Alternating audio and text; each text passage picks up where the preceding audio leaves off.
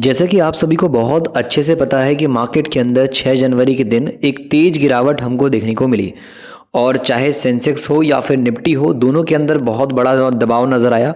और मार्केट के अंदर कई सारी खबर भी नज़र आई, जिसमें बात की जाए तो यहाँ पर ह्यूमन मेटा न्यूमो वायरस की भी बात चली।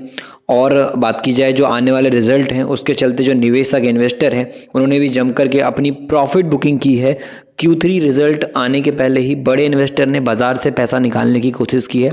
जिन भी स्टॉक में, जिन भी कंपनीज़ के अंदर उनका पैसा इन्वेस्ट हुआ था, वहाँ पे बड़े इन्वेस्टर ने अपना एक लेवल जो प्रॉफिट का है वो बुक करने के बाद पैसा निकाला है, शेयर बेचे हैं, जिसकी वजह से दबाव भी क्रिएट हुआ। तो आज अगर आप समझोगे मार्केट के अंदर, तो यहाँ पर शेयर बाज़ार के अंदर गिरावट के पीछे के 5 कारण जो खबर आ रही हैं, जो भी अभी न्यूज़ में आ रहा है, मीडिया में आ रहा है, उसके हिसाब से 5 कारण निकल के आ रहे हैं। उन 5 कारणों को आज के इस वीडियो के अंदर समझेंगे। उसके अलावा बात की जाए टॉप 4 जो कंपनीज़ हैं उनको इस वीडियो में डिस्कस करने वाले हैं, जिनके अंदर बाजार में आज जम करके धुलाई चली है और इन कंपनीज़ पे बड़े इन्वेस्टर ने ध्यान दिया है गिरावट के टाइम पे। तो उस हिसाब से हम 4 इंपॉर्टेंट कंपनी जो फंडामेंटली स्ट्रॉन्ग, बिजनेस वाइज काफ़ी स्ट्रॉन्ग कंपनी, जिनको अभी बात की जाए गिरावट के टाइम पे लोगों ने नोटिस किया, तो उन 4 कंपनी को भी डिस्कस करेंगे एजुकेशन के पर्पज़ पे। तो चलिए मार्केट के अंदर वो 5 कारण समझते हैं जिसकी वजह से बाजार आज एकदम धड़ाम से नीचे गिरा और मुनाफा वसूली यानी कि जो प्रॉफिट बुकिंग है मार्केट के अंदर, वो हम सबको देखने को मिली। तो मार्केट की चलिए कुछ बातों को समझेंगे कि गिरावट या क्रैश के पीछे का कारण क्या निकल के आ रहा है। तो उसमें सबसे पहले आ रहा है कि भारत में HMPV वायरस के 3 मामले सामने आए हैं। आपको पता है कि चीन में कोरोना जैसे नए वायरस जो है HMPV का भारत में जो है अब 2 केस मिलने की पुष्टि हो चुकी है। इस बात को कंफर्म कर दिया गया है और शेयर बाजार के सामने पहले से मौजूद तमाम दिक्कतें चल रही थी, वायरस की खबर थी। अब इसको निवेशकों ने चौंका दिया। कर्नाटक के अंदर आप देखोगे तो यहाँ पर आप देख सकते हो, कर्नाटक में जो है 2 बच्चों में यह वायरस पाया गया है। हालांकि स्वास्थ्य मंत्रालय ने बताया कि दोनों बच्चों की रिकवरी की है और घबराने की कोई ज़रूरत नहीं है, ये बातें चल रही है। लेकिन मार्केट के अंदर अगर कोई वायरस फैलने की बात आ रही है तो लोगों के दिमाग में सबसे पहले आता है कोरोना वायरस, जो 2020 के टाइम पे हम सभी ने देखा। 2020 को कोई भी नहीं भूल सकता, चाहे बच्चा, बूढ़ा, जवान, कोई भी इंसान हो, कोई नहीं भूल सकता, क्योंकि 2020 इतना भयानक बीता था। लोग बंद कमरे में रह रहे थे और जो जहाँ था वहीं रुक गया था। ज़िंदगी बहुत ज़्यादा लोगों की तकलीफ में चली गई थी और हालत किस हद तक बात की जाए तो बहुत ख़राब हो गई थी, वो आप सबको बहुत अच्छे से पता है। तो 2020 वाला टाइम ना आ जाए, वैसी सिचुएशन, जो परिस्थिति है वो दोबारा से उत्पन्न ना हो जाए, उस वजह से मार्केट में दबाव क्रिएट हो जाता है, क्योंकि ऑलरेडी ये सब चीज़ देखा हुआ है। तो मंत्रालय ने इस बात पर जोर दिया है कि HMPV का संक्रमण जो है वो संक्रमण पहले से ही भारत में कई देशों में फैल रहा है और विभिन्न देशों में इससे संबंधित सांस से जुड़ी बीमारियों के मामले सामने आए हैं। तो मंत्रालय ने जो है आश्वासन दिया है कि चिंता का कोई कारण नहीं है। उसने कहा है कि मंत्रालय ने कि देश भर में हाल में की गई तैयारियों से पता चलता है कि भारत सांस संबंधी बीमारियों के मामले में किसी भी संभावित बढ़ोतरी निपटने के लिए तैयार है और जरूरत पड़ने पर सार्वजनिक बात की जाए तो स्वास्थ्य उपाय तुरंत लागू किए जाएंगे। तो ये एक पहला कारण बीमारी का हो गया कि चाइना में ये फैल रहा है, अब इंडिया में भी 2-3 केस निकल गए, तो ये एक डर क्रिएट हो गया, एक पहला कारण। दूसरा कारण है तीसरी तिमाही के नतीजों का इंतजार। अब आपको पता है कि मार्केट के अंदर Q3 की सीरीज स्टार्ट हो रही है, काफ़ी कंपनीज के रिजल्ट की डेट भी आ गई और रिजल्ट आना भी स्टार्ट हो जाएगा।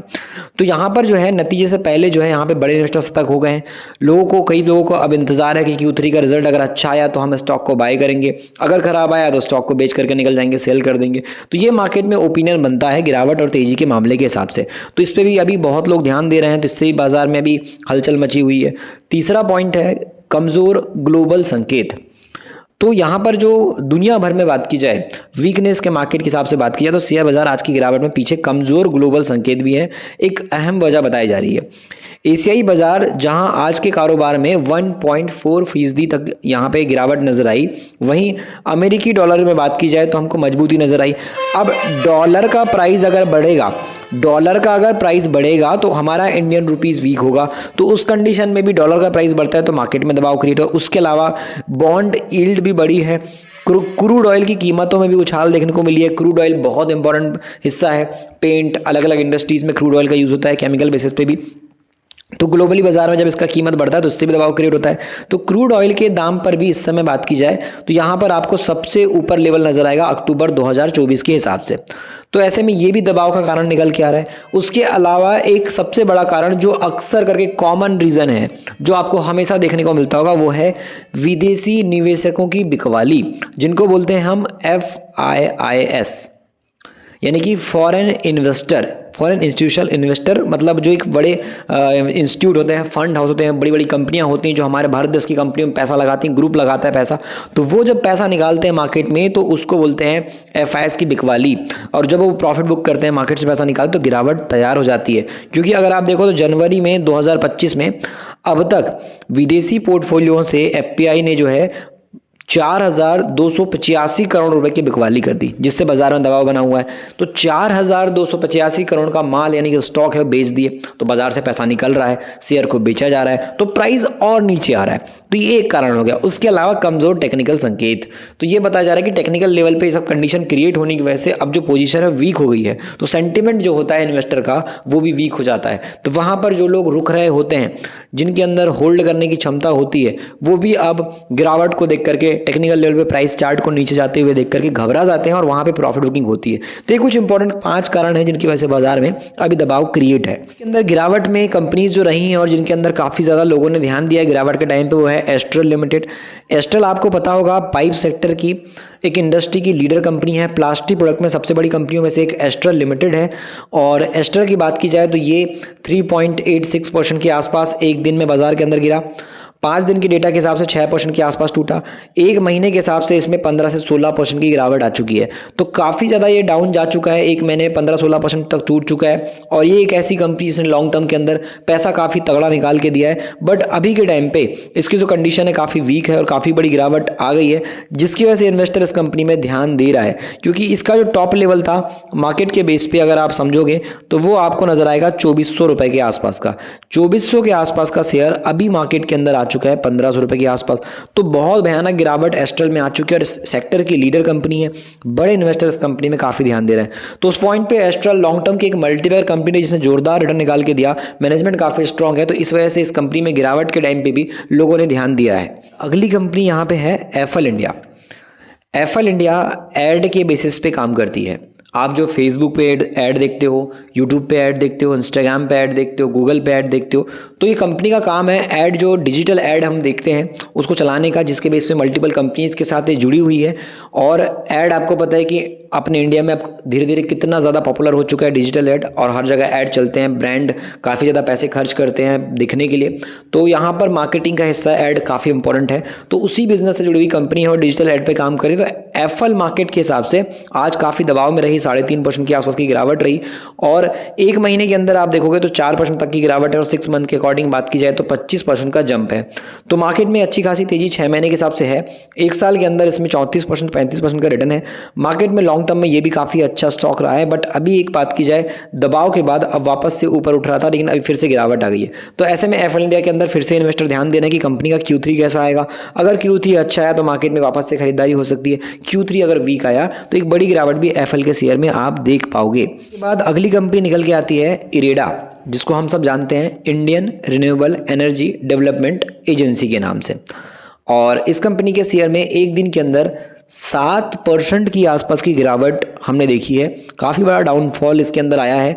एक महीने के अंदर ये 2 से 3% गिरा है। 6 मंथ के अंदर 12 से 13% की गिरावट आ गई है। और ऐसे में ये कंपनी अपने पुराने 200 रुपये के प्राइस के आसपास आती हुई देखने को मिल रही है।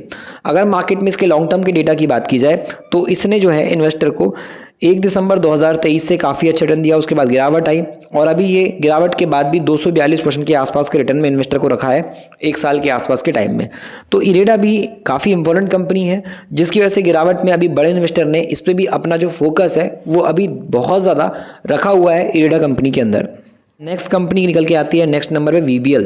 वीबीएल को हम सभी वरुण बेवरेजेस लिमिटेड के नाम से जानते हैं और इस कंपनी का शेयर एक दिन के अंदर 3 से 4% की गिरावट में हम सभी को देखने को मिला। एक महीने के अंदर इसका शेयर 2% तक टूट चुका है और 6 महीने के अंदर 1% का ही टर्न इन्वेस्टर लॉस में चल रहा है बिग टाइम पे।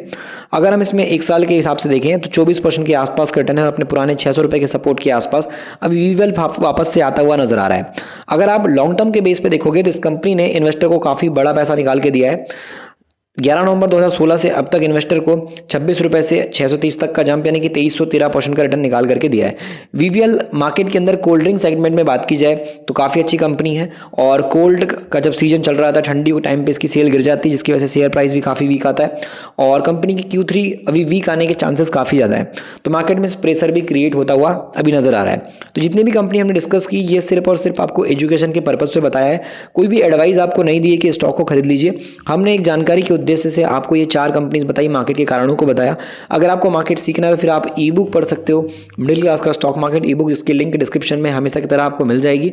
उस लिंक के जरिए आप ई बुक को हिंदी में स्टॉक मार्केट को सीख सकते हो, पढ़ सकते हो और वो सब बातें जान सकते हो जो आम आदमी को जानना ज़रूरी है। एक आम आदमी जो बाजार को सीखना चाहता है, नया है मार्केट में, तो उस नए इंसान को ध्यान रख करके सारी बेसिक से एडवांस लेवल की जानकारी आपको पूरी लिख करके बताई गई है जिसको आप पढ़ सकते हो और अपनी मार्केट की जर्नी को काफ़ी आसान बना सकते हो।